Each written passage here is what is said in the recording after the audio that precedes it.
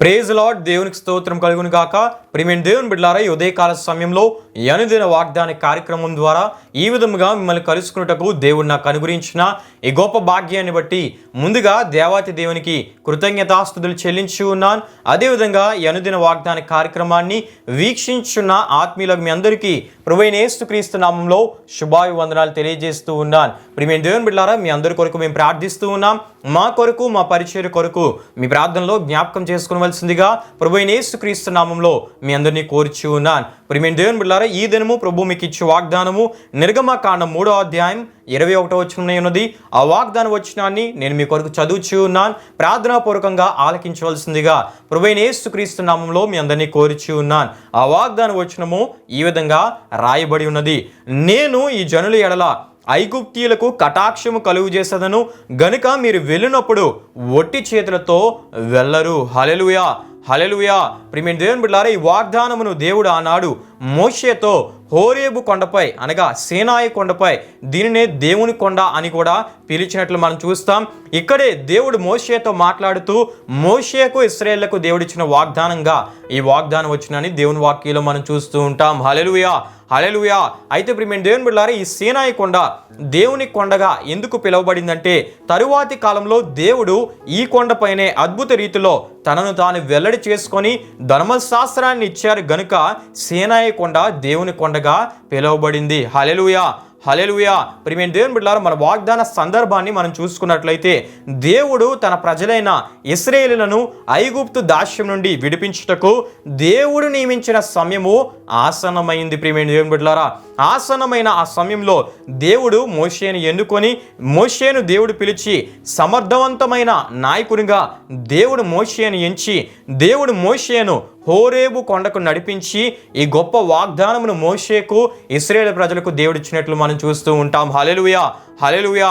అయితే ప్రియమైన దేవుని బిడ్డలారా, వాగ్దానం మనం చూస్తున్నప్పుడు ఈ వాగ్దానాన్ని దేవుడు ఇచ్చినట్లు మనం చూస్తాం. నేను ఈ జనుల ఎడల ఐగుప్తీయులకు కటాక్షము కలుగు చేసేదను గనుక మీరు వెళ్ళినప్పుడు ఒట్టి చేతులతో వెళ్ళరని దేవుడు మోషేతో మాట్లాడుతూ ఇచ్చిన వాగ్దానపు మాటగా ఈ వాగ్దానాన్ని మనం చూస్తూ ఉంటాం. అయితే ప్రియమైన దేవుని బిడ్డలారా, దేవుని ప్రజలపై ఐగుప్తీయులకు కటాక్షమును ఎందుకు కలుగు చేస్తానని తెలియజేస్తారంటే ప్రియమైన దేవుని బిడ్డలారా, ఈ కటాక్షం అనే పదాన్ని మనం జ్ఞాపకం చేసుకున్నట్లయితే ఈ కటాక్షం అనే పదమునకు కనికరము, దయ, అనుగ్రహము అనే అర్థాలు కూడా వస్తూ ఉంటాయి. ప్రియమైన దేవుని బిడ్డలారా, ఈ కటాక్షము, కనికరము, దయ ద్వారా ఐగుప్తు నుండి దేవుడు మోషే ద్వారా ఇశ్రాయేలును విడిపించే సందర్భంలో తన ప్రజలైన ఇశ్రాయేలులను ఐగుప్తు నుండి ఒట్టి చేతులతో వారు బయటికి రాక సమృద్ధితో వారికి ఐగుప్తులో కలిగిన సకల సంపదతో వారిని అక్కడి నుండి రప్పించుటకు దేవుడు ఉద్దేశించాడు గనుక ఈ కటాక్షమును, కనికరమును ఇశ్రాయేలుల మీద ఐగుప్తీయులకు దేవుడు కలుగు చేస్తానని దేవుడు ఉద్దేశించాడు గనుక దేవుడు ఈ విధంగా వాగ్దానం ఇచ్చినట్లు మనం చూస్తూ ఉంటాం. హల్లెలూయా, హల్లెలూయా.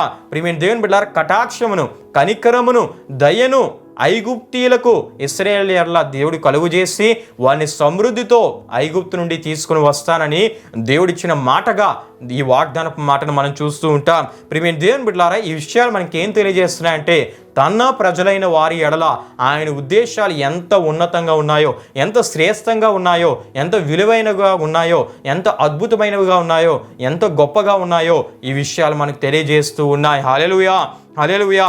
తన ప్రజలైన వారి ఎడల ఆయన ఉద్దేశాలు, ఆయన తలంపులు ఎప్పుడూ అత్యున్నతంగా ఉంటాయి. ప్రియమైన దేవుని బిడ్డలారా, ఈ విషయాలు ఈ వాగ్దానం ద్వారా మనకు తెలియజేయబడుతుంది. ప్రియమైన దేవుని బిడ్డలారా, ఆయన ప్రజలను ఆయన ఎంత ఉన్నతంగా చూసి తన బిడ్డలు సమృద్ధిని కలిగి వారి విశ్వాస ప్రయాణంలో ముందుకు కొనసాగేటట్లు దేవుడు ఈ వాగ్దానం ద్వారా వారికి తెలియజేస్తున్నాడో ఈ వాగ్దానం మనకు తెలియజేస్తుంది. ప్రియమైన దేవుని బిడ్డలారా, తన బిడ్డలు సమృద్ధిని కలిగి వారి విశ్వాస ప్రయాణంలో ముందుకు సాగాలని దేవుడు ముందుగానే ఆలోచన కలిగిన దేవునిగా మనం చూస్తూ ఉంటాం. హల్లెలూయా, హల్లెలూయా. ప్రియమైన దేవుని బిడ్డలారా, దేవుని వాక్యంలో మనం చూస్తున్నప్పుడు మన దేవుడు కటాక్షమును కలుగు చేసే దేవుడు అని దేవుని వాక్యంలో మనం చూస్తాం. ప్రియమైన దేవుని బిడ్డలారా, దేవుని వాక్యంలో మనం చూస్తున్నప్పుడు ఆదికాండం 39వ అధ్యాయం 3-4 వచనాల్లో మనం చూస్తే ఫరో యొక్క ఉద్యోగస్తుడును రాజ సంరక్షక సేనాధిపతి అయిన పోతీఫరునకు యోసేపు ఎడల దేవుడు కటాక్షము కలుగజేసి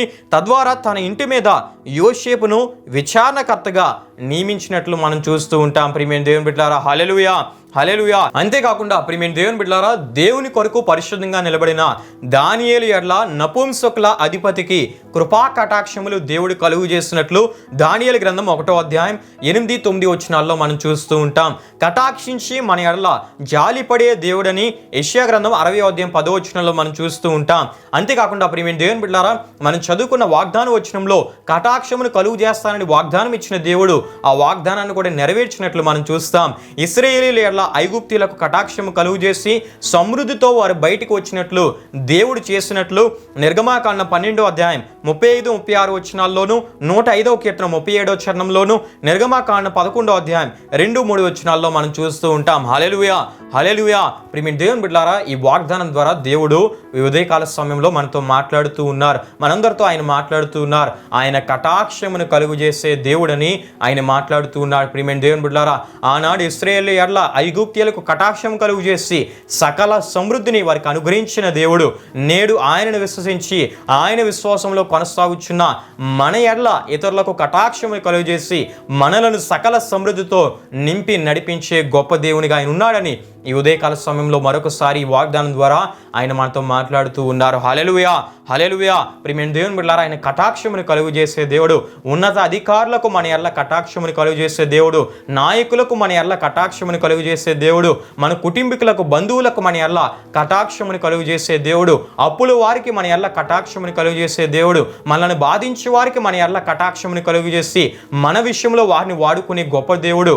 అంతేకాకుండా ప్రియమైన దేవుని బిడ్డలారా, అనేక మంది యవనస్తులు వారి ఎడ్యుకేషన్ నిమిత్తము, వారి ఉద్యోగాల నిమిత్తము వేరే దేశాలకు వెళ్తూ ఉంటారు, వేరే ప్రాంతాల్లో వారు జీవిస్తూ ఉంటారు.